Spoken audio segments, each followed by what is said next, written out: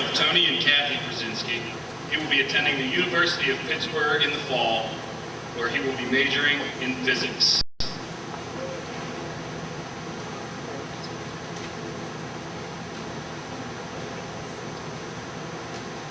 The salutatorian of the class of 2007.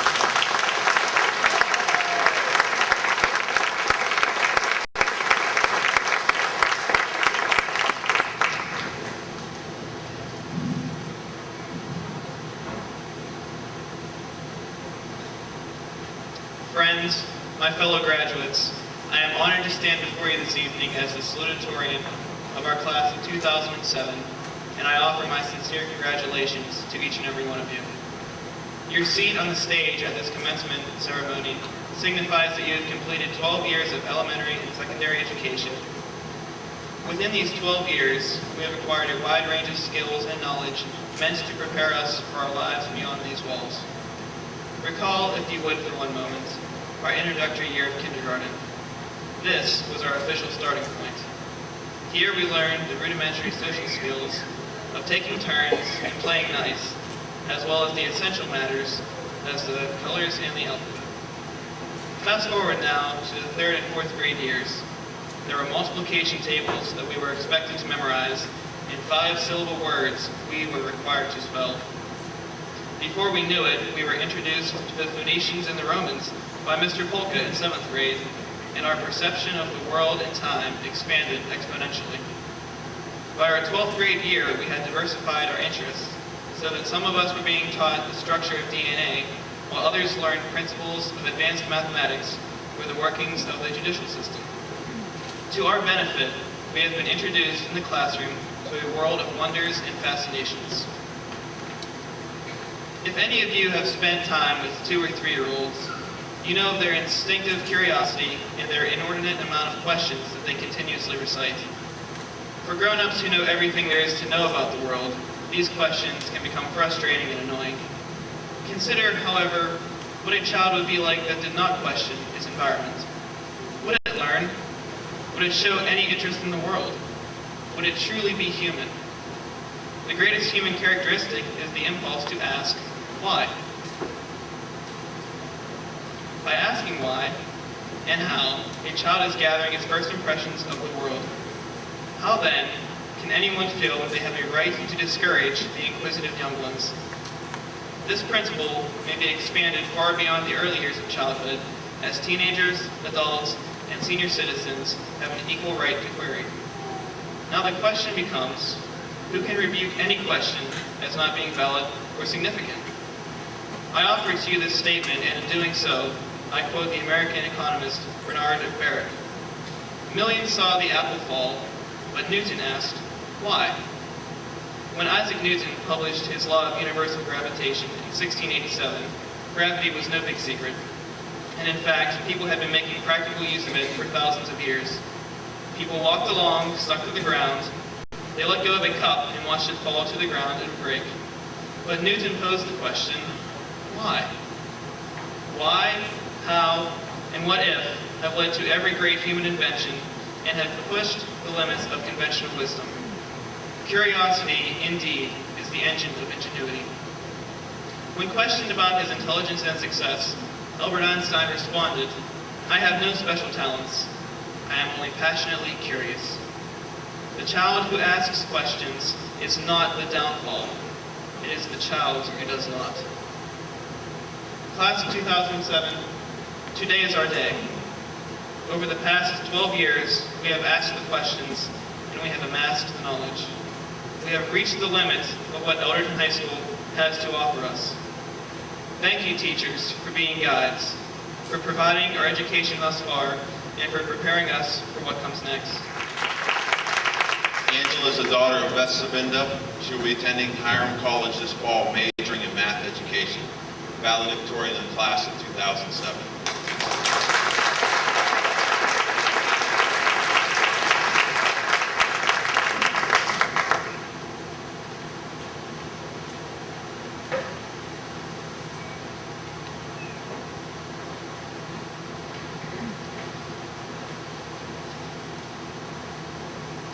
Good evening, Mr. Christophic, Mr. Lorgan, Mrs. DeForno, Mr. Spencer, Mrs. Bash Wilson, Mr. Smeltzer, Mrs. Stitt, Dr. Gagini, fellow classmates, students, faculty, family, and friends.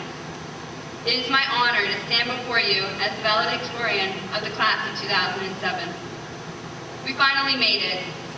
We came in as strangers and are leaving as friends. This isn't the end, it is the beginning. I could stand before you and recite a long list of overly used cliches that appear in most graduation speeches, but I'm not here to say the same things that hundreds of other valedictorians have already said. Instead, I will share with you a few thoughts and memories about the ways that the Elderton High School class of 2007 has grown and changed over the years. When I started my speech, numerous questions ran through my head. How am I going to finish this in time? What am I going to talk about? How will people react? I sat there with a pencil and a blank piece of paper, trying to come up with a topic for my speech. All of a sudden, a memory from first grade popped into my head. There I was, standing by the door to my first grade classroom, crying because I didn't want my mom to leave me. I screamed, "No, stay here. I need you." And although she wanted to stay and comfort me, she knew that she had to go. She looked at me and said, "Calm down, stop crying. I'll see you soon." Remembering this moment, I realized just how much has changed. Today, my mom's the one crying because she doesn't want me to leave. In her head, she thinks, "Stay, I need you." But she does not speak it. And as much as I would love to stay and comfort her, I must now move on and be independent. All I can really say to her is, "Calm down, stop crying. I'll see you soon." Yes, so much has changed. We, the class of 2007, stand before you much different from the children that you knew in 1994 when we were mere kindergartners. We've grown. That's obvious when you look at us. But the important changes are those that have occurred within us. We've opened up. Those shy 5-year-olds are no longer as shy. They no longer hide in the corner alone. They interact. Those quiet kids who were too afraid to share their ideas now blurt out exactly what they're thinking. Those little girls who are afraid to get their clothes dirty are now playing every sport they possibly can. We've also become caring. Back in kindergarten, if somebody did something silly and tripped, we all laughed. Today, we make sure they're okay, and then we laugh. And parents, although it may be hard to believe, we've become responsible and independent individuals. We can now pick out our own clothes, dress ourselves, and tie our own shoes. We now know how to tell time and be prompt. And although you may not know where anything is in the messes that we call our rooms, we do. We aren't perfect. We've done many things that we aren't proud of. But we have learned never to make those mistakes again. We've grown up. We've learned. We've changed. And for years to come, we will change even more. For change is a necessary and inevitable aspect of life. Change is a product of what we have learned. The more we learn, the more we change. This is what has turned us into the strong individuals that we are today. Throughout the past years, we've learned many things about life. We've learned to recognize our mistakes and not make them again. We've learned to take responsibility for our actions and not blame them on those around us. When we realized that being mean didn't help our situation, we tried being nice. We changed. When giving up only left us with nothing getting accomplished, we tried again. We changed. When arguing only left us with the same goal and less time to achieve it, we cooperated. We changed. In a graduation practice, when a participant was absent, Ms. Wilson told us, "In life, you need to learn to adapt." So what do you think we did? We changed. Then there were some of us who got to experience the negative aspects of change. We changed when we were looked down upon for any reason, such as beliefs or appearance. We changed who we were. We changed into who everyone else wanted us to be. With these changes, we were led down a path of conformity and unhappiness. We were no longer ourselves. We were hiding behind a facade of what everybody else wanted us to be. With those changes, we learned. We learned to stay true to ourselves and to be who we wanted to be, to never again make the mistake of changing for someone else. And with all that we learned, we changed. We now walk a different path, one of individuality and happiness. We think for ourselves and live life based on our plan. So when you think about it, change affects who we are and what we do. It ultimately affects the outcome of our lives. Although it's up to us to make those changes in our lives, thanks are due to the people who have guided us. First of all, we must thank our families. They have supported us through everything and have taught us many life lessons. Mom, thank you so much for being there for me. You have held me together when I was on the verge of falling apart. You used your many years of wisdom to help me through rough times and help me to transform into the young woman I am today. I love you. We must also thank us for who we really are. Thanks are also due to our teachers for providing us with the knowledge that we need to succeed. They've gone out of their way numerous times to motivate us to reach our full potential because they truly care about us. Last but not least, we must thank each other. Over the past years of schooling, the class of 2007 has grown together. We've bonded in our own ways. Whether we were best friends or mere acquaintances, we've all learned from each other. And although we will soon be parting, those lessons that we've taught each other will always be present. Class of 2007, never dwell on mistakes that you have made in the past. Take the knowledge that you have gained from those mistakes and use it to make better choices in the future. Avoid those paths that have previously led you astray, and do not be afraid of trying something new. I wish you all the best in the future. I'm going to leave you with a short poem by Portia Nelson entitled Autobiography in 5 Chapters. I believe that it best describes the way that we have learned from our mistakes and changed into responsible young adults in control of our own future. Chapter 1. I walk down the street. There's a deep hole in the sidewalk. I fall in. I am lost. I am hopeless. It isn't my fault. It takes forever to find a way out. Chapter 2. I walk down the same street. There's a deep hole in the sidewalk. I pretend I don't see it. Fall in again. I can't believe I'm in the same place, but it isn't my fault. Still takes a long time to get out. Chapter 3. I walk down the same street. There's a deep hole in the sidewalk. I see it is there. I still fall in. It's a habit. My eyes are open. I know where I am. It is my fault. I get out immediately. Chapter 4. I walk down the same street. There's a deep hole in the sidewalk. I walk around it. Chapter 5. I walk down another street. Thank you. These young ladies and gentlemen sitting behind me are my friends and even my inspiration to be a better person. I wish to thank them the best of luck as they enter the real world and go off to do their own thing, whether it be to go to college, or the military, or the workforce. Even when we meet back in the future for our class reunions, I know I'll still call them by all of their nicknames. Big T, B. Meyer, Erica, Fat Nat, K-Mac, G, Dub, Wood, Wheezy, Rosie, Beeve, Q, Dr. H, Kid, Stitters, Kimmy Lou, Hopus, Linz, Mike, Pick, Ange, Nico, Ash, Prue, Fee, Clayton, Brogner, Ferret, Jess, Kayla, Diana, and Kristen. We are the class of 2007, and if you don't know who we are, you will. Welcome, family, faculty, guests, and above all, the class of 2007. What a fabulous night this is, and I must tell you, what a fabulous feeling this is, knowing it's the last time we'll actually stand in these caps and gowns. On behalf of this class, I can safely say we expected these last few weeks of winding down to be easy, but chaos was definitely built as we spent valuable time sending out invitations, composing speeches, and finding the cutest shoes to match those gowns. The chaotic days only continued as we've been given jumbles of advice on how to live as an adult.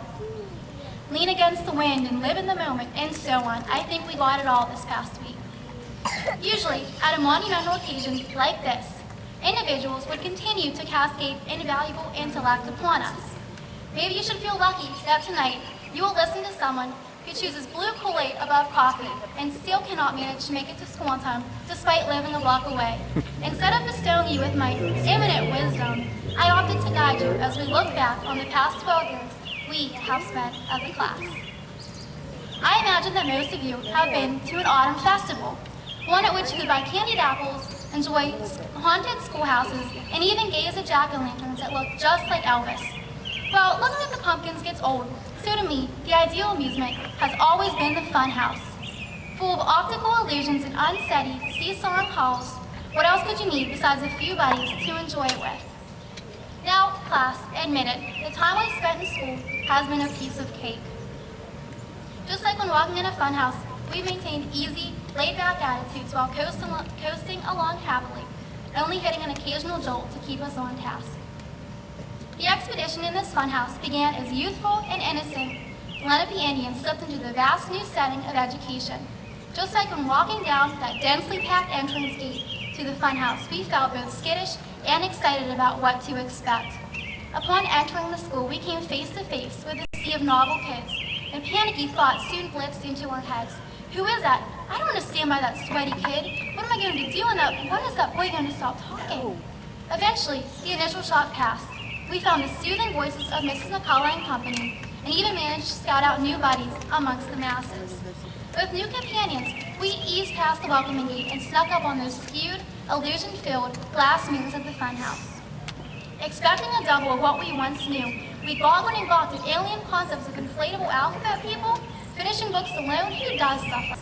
Along with the gym class ritual of tossing a beanbag and catch.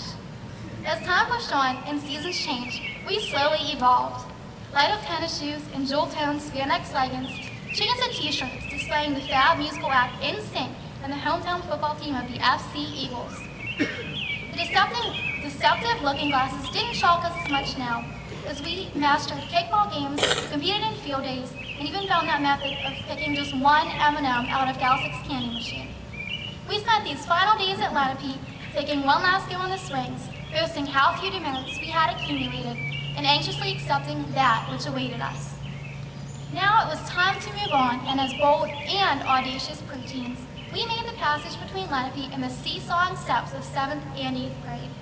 We'd become so accustomed to being the top dogs of the school that we actually expected to scale this set of shaky steps in no time. Well, a blunt awakening awaited us. We found out that squeaky adolescents' voices and smug attitudes didn't look so cool in FCHS. We slowly and cautiously inched up the unsound steps by finding ways to salvage books out of double-stacked lockers without being slammed in the head, avoid bumping into any intimidating individual in the hall, and find a seat in the immensely packed C lunch. Confidence was finally built back up as the Lenape kids found new Catholic school companions, with whom we enthusiastically attended all school dances, found new hangout spots in the hoagie shop and Fox's Pizza Den, and gushed about those new hotties of the school. By the way, Phil Hahn and Benny C still sit at the top of my list. Some of us joined new athletic teams, although making layups and completing the bump, set, spike, volley still seemed way out of the question. If only each team could have been stacked with 5 Alyssa Youngs. As developing young teens, we faced countless humiliations in class and unjust punishments, like jotting down 50 identical sentences stating, "I will not copy off of the enchanting Benjamin Thomas Home again." By dealing with these seemingly impossible moments, we finally gained enough stability to leave the base levels of 7th and 8th grade. In this lively funhouse, the seesawing steps eventually came to a halt and allowed us to move into that final, spacious, opportunity-filled hall of the high school.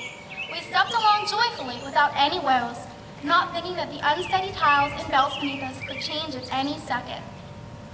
In high school, we had much leeway, as some of us loaded up on schedules full of AP classes, some focused on becoming the ultimate high school athlete, and many saw the chance to make quick cash at jobs at McDonald's and even as EMTs.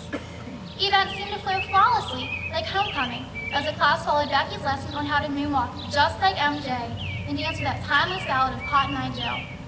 At some point, we stepped on an unexpected, quickly moving belt that swept us away. By the time we gained a steady footing, we had become the head honchos of FCHS, and immediately, we began loving it.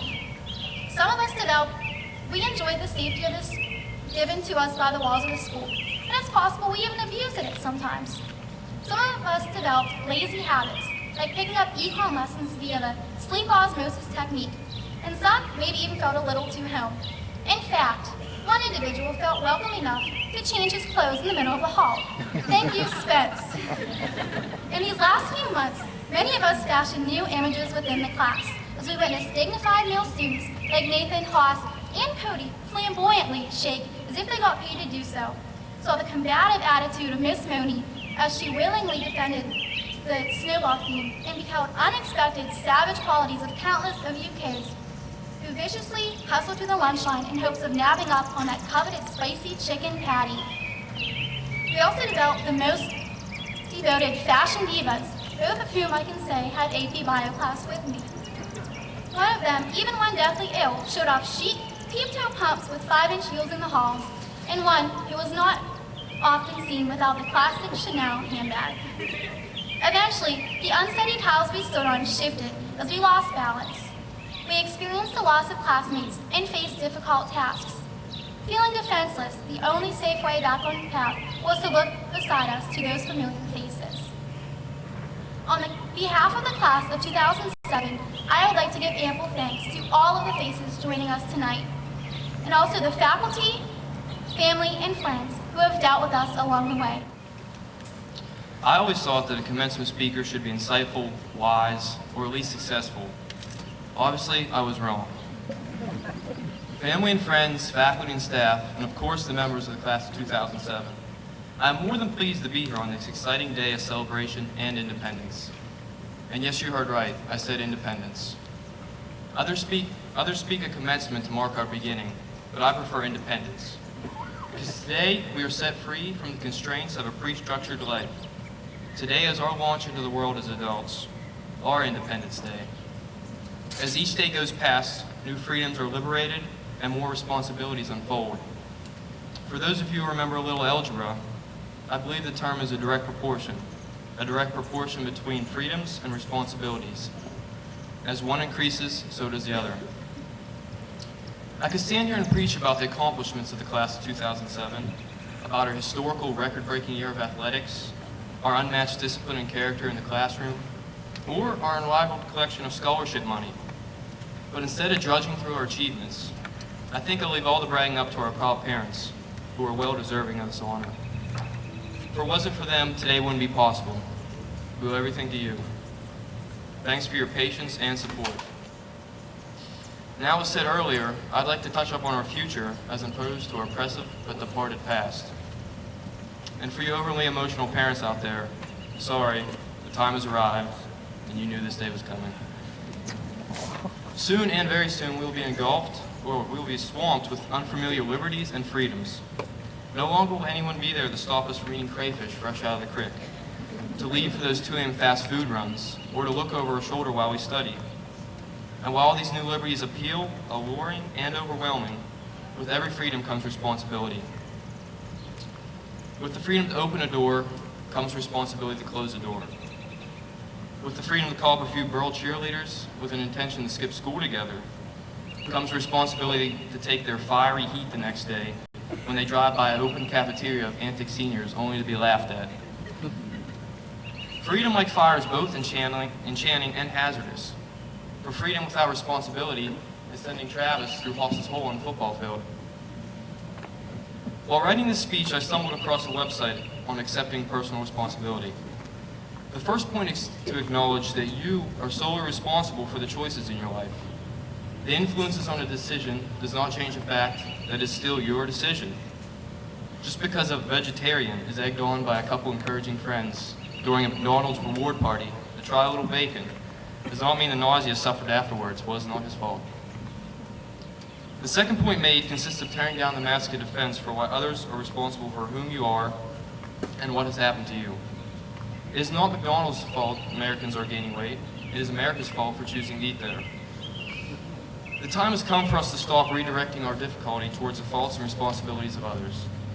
Using this philosophy, I believe we can be set on a track that leads to a more fulfilling and happier life. To some of us, this day came overnight, while to others it might have taken a little longer. But I think we can all agree on just how fast it came. It seems almost yesterday that we entered through these doors on a hot, muggy August morning. We entered with our fresh new styles, a couple of paint aids from Miss Keller's class, and a carefree attitude that said, "Not this again." I don't think I can forget the anxiety of those first weeks, those early mornings swarming with chaos and other confusion, Ryan hand-gelling his hair, those bothersome bells that appear to last longer after each ring, and of course those 7th grade hallways. When 100 or so 7th graders, oblivious to the foreign substance deodorant, meet in one hall, the result is one unique and memorable smell. We took time for granted, and now a couple hundred pencils later, and in a breathless 180 days, we assemble today to celebrate our graduation. And now I know I said I would not talk on our past accomplishments, but it's hard to resist with such a background as ours. I imagine there will be a day, maybe not today, for it is already far too overwhelming, that we will sit and think about our final gift to Ford City that we started to build in the 7th grade, our legacy. After today, we will be able to step into the real world and see what surprises it holds. I ask that as we embark on the rest of our lives, that we remember a few things. Remember to always act with honor, courage, and commitment, and to always do the right thing. We have all made mistakes and done bad things, some worse than others. Some of us have cheated on tests, some of us have told lies, some of us have skipped class, some of us have said things that we later regretted, and I'm sure some of us have done much worse things.